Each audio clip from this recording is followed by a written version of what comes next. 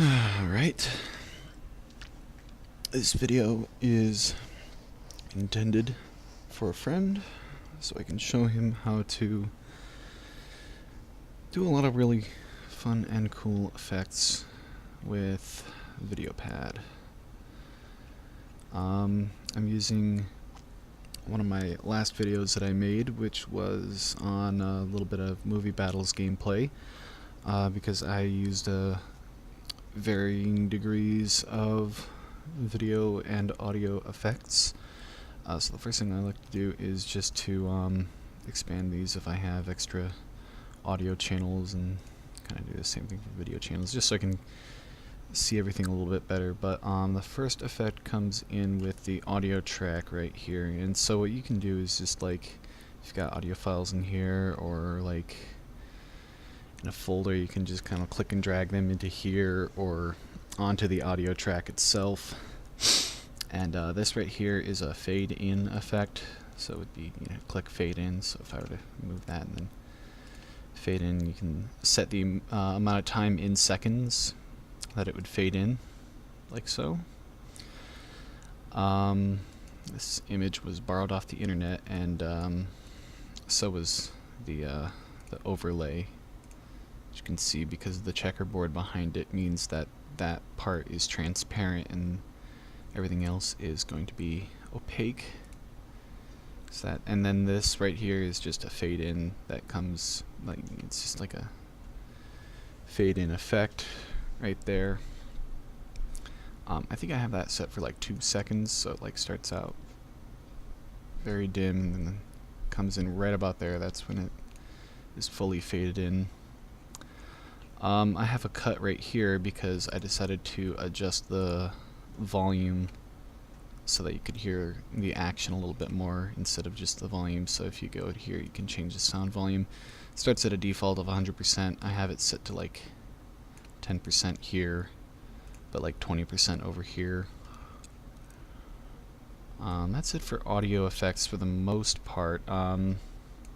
So the whole cutting, splitting, if you click this split, it will split everything along this red line wherever it is. The same if you click here, but if you right click, you can split the selected clip, which is the blue highlighted clip.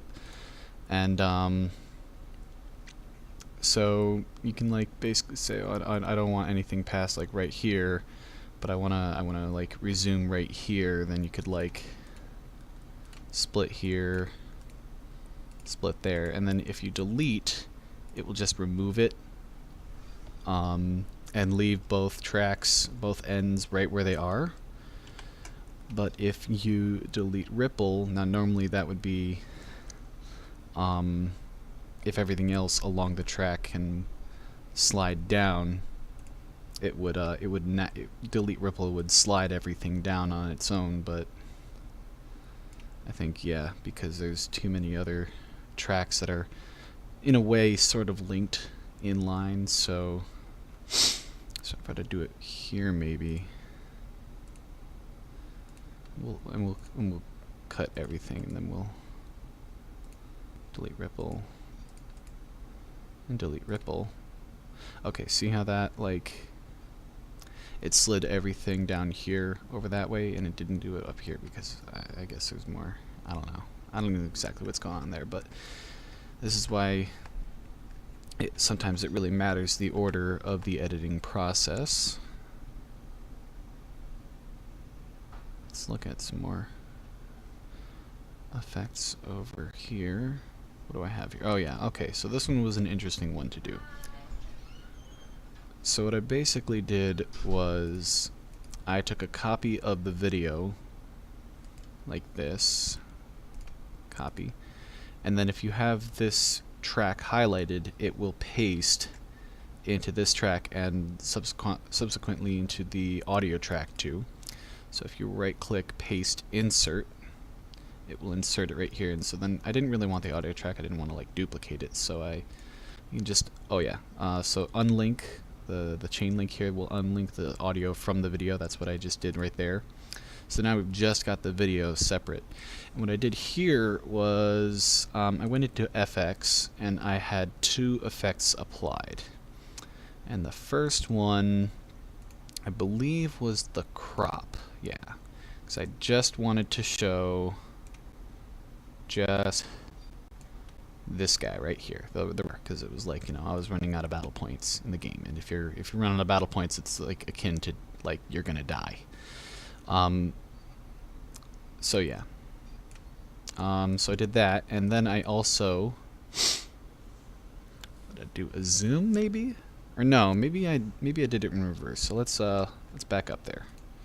Let's delete that, so it gets rid of the crop, and then let's do the zoom now. So what I did was like a zoom, and to keep aspect ratio typical 16:9, that's what pretty much most screens are. The resolution set covers the whole bar, whole icon, whatever it is, whatever you want to call it. And then I'm going to add another effect, and this effect is going to be the crop. And we're just out that. And so that way, what it does is, you see with the light and dark gray checkerboard back here, that means that all of this part is going to be transparent, but this is going to be shown, which is how you get that effect going on there. So that's how I applied that effect over here. Now we can just delete that because we don't need it anymore. This audio file was just ripped off the internet. It was Jar Jar screaming, "Oh no." Okay, so this one is a fun one to use. I have a video file that is just this speed lines overlay, and so you'll notice that it's black in the center. It's all dark, and so normally that would show up dark. It would just cover everything. So what I do, what I've done here, if we go to FX, is that you can see first I did a green screen, but I selected the color by using this little color picker. I just, you know, clicked right in the middle, and I selected that pitch black, and then I don't know why the fading isn't also 100, but it doesn't matter because all these lines are white. So by contrast, if we pick the color that they're not, then and just set the threshold and fading all the way up, then anything that is pitch black or even dark gray will be completely removed and be completely see-through. The other effect that I used was this zoom, and you'll notice it's fully zoomed out right here and right here, so we're getting the whole picture from there to there. But right here it shrinks, and right here it shrinks. And the reason for that is that makes it kind of look like the lines are creeping in from outside of the screen, and that's just, in my opinion, a little bit more of a clean transition than just suddenly appearing there. It just looks a little more smooth and a little more natural, you know. What do we have next right here? Oh yeah, the same speed line. So I also grabbed this clip off the internet. This is just like your whatever TV screen error, please stand by type thing, you know.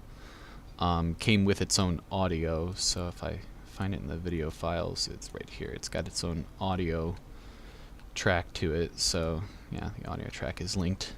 It tends to be really loud, so I have the audio set to like 5%, so, yeah, 5% volume, because it's normally really loud and it might actually hurt your ears. So you notice all these audio tracks going on in the background. You'll want to play around with the volume on these, you know, make sure that you got a volume that wouldn't interfere with any like voice chat or anything like that. You want to be able to hear the people talking clearly if there is talking. Otherwise, maybe it's just like a montage like this. Like I could have easily just taken out all the game audio and played just the music audio. But I mean, sometimes it's kind of fun to hear the taunts that each of the characters has, so that's why I kept it in there. right here. Oh yeah, that's right. Okay, so this one is kind of important. So this is actually right here is where my recording naturally split between two videos. So I was recording like 4 gigs, like every 4 gigs it would save a video, and it would keep recording, but it would start over with a new video until the next 4 gigs was reached. So right here is exactly where these 2 videos cut off. But if you see, they're actually fluid. They actually they transition perfectly. But I had it zoomed in because I wanted to take a look at the chat, because I was like, you know, complaining at the Darth Maul guy for kind of just like killing me without like like starting a duel first, and he had that funny little response. So I went in here, and what I did was I picked a zoom effect, and I 16:9 restraint, and zoomed in, just filled up this chat area right here, so that it took up most of the screen. And then I went over here and I saved as effect chain template. And then you pick a template name, you name it something that you're not going to forget or whatever. And then over here for this video clip, I just add effect, and I scrolled to the bottom, and it was like right here. Oh, no, it was this. It was this one right here. And I just click on it, and it applies that one. Okay, so now we just did it twice, so it's gonna be double zoomed in. But yeah, that's how you make sure that, like, if you're transitioning videos like this, you keep the same zoom, or say you use a particular type of effect a lot. Like I think one of the other ones in here was like a rainbow tint. Yeah, like I've like for memes and stuff like that, I've used rainbow tint a couple of times, and so I just I made it once, saved it under that, and then I just, whenever I want to go for that effect, I just click on that, and all the presets that I'd set up the first time are right there for me to use. So let's take a look at this one. Okay, more of the speed line stuff. Yeah, I might have used it like one too many times in that video. I don't know. What do we got here? Oh yeah, right. Okay. So I was playing like a sad song because I like team killed on accident, and what I did here was very simple effect, very simple video effect.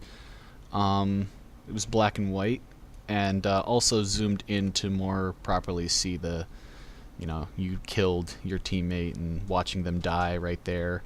And then just to reinforce that fact, I took a clip. Was it audio? I think it was just an image or something. Is this an image or a video?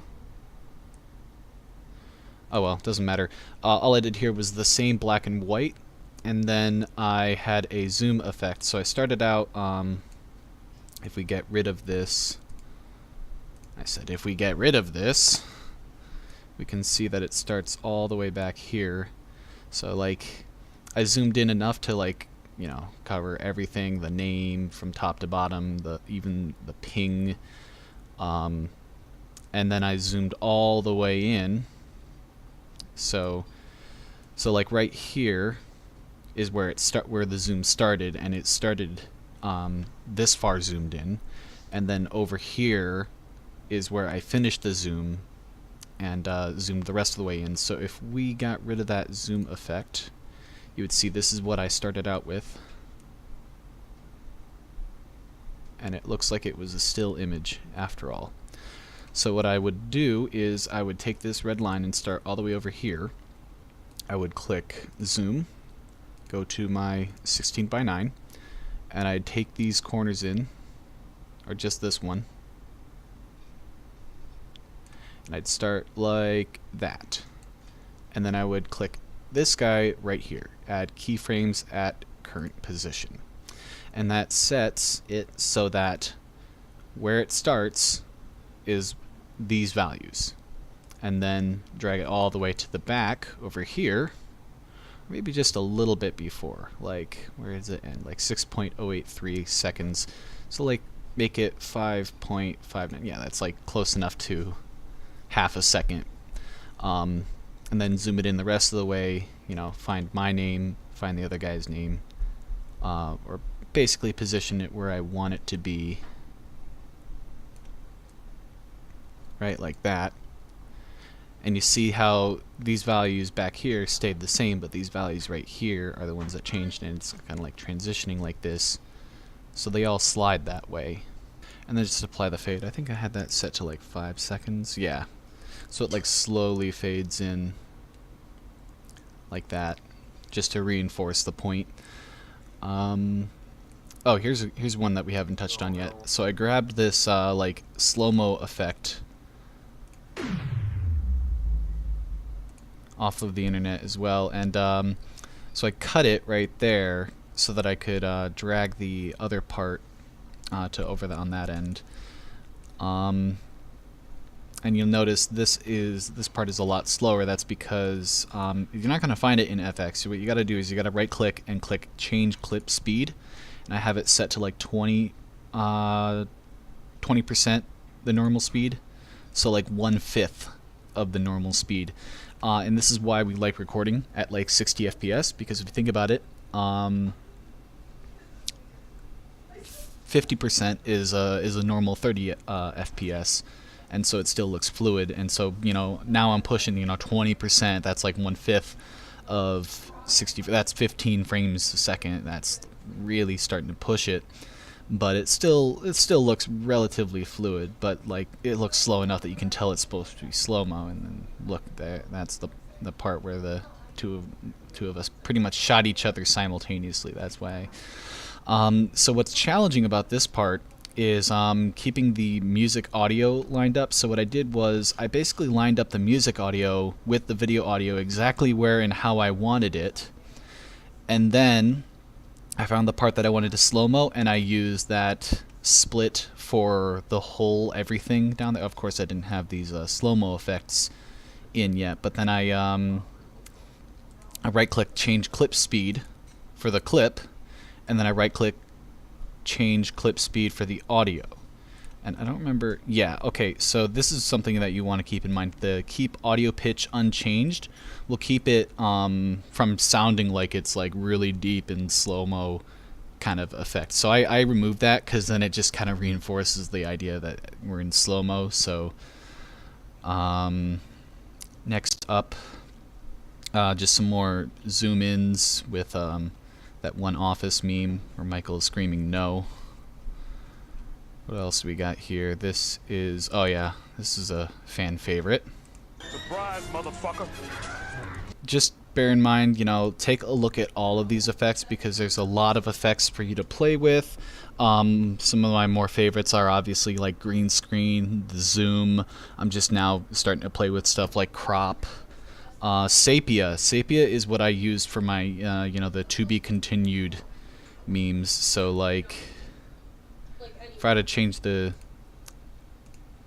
if I were to take this and change the black and white, if I were to remove it and replace it with sepia, then you'd get that instead. And so, oh yeah, you can also like slide the effects up and down like that, like change the order of the effects.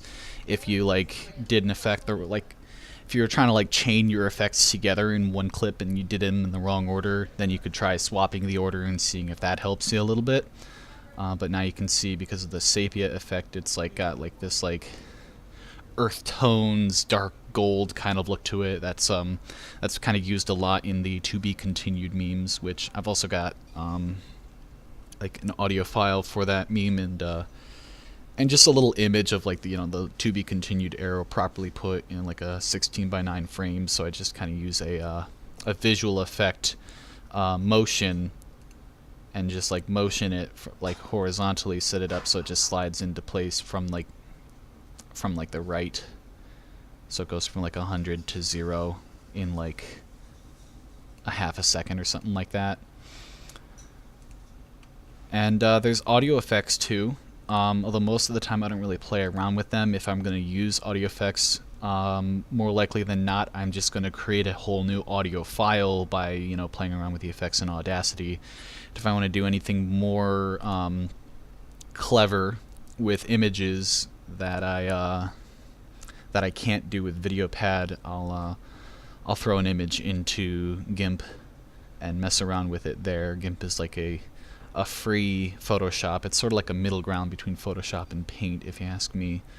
What was I doing? Oh yeah, audio effects. So you got a couple of audio effects here, but not nearly as many as there are video effects for VideoPad, and certainly not near as many custom effects you can create with Audacity. So if you're gonna like mess around with audio, which I don't tend to do too much, you're gonna want to use Audacity for that.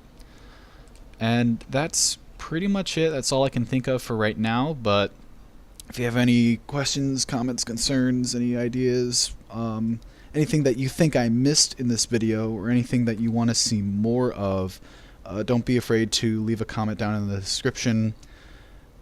Tell me what more kind of effects you want to see like a tutorial on and stuff like that.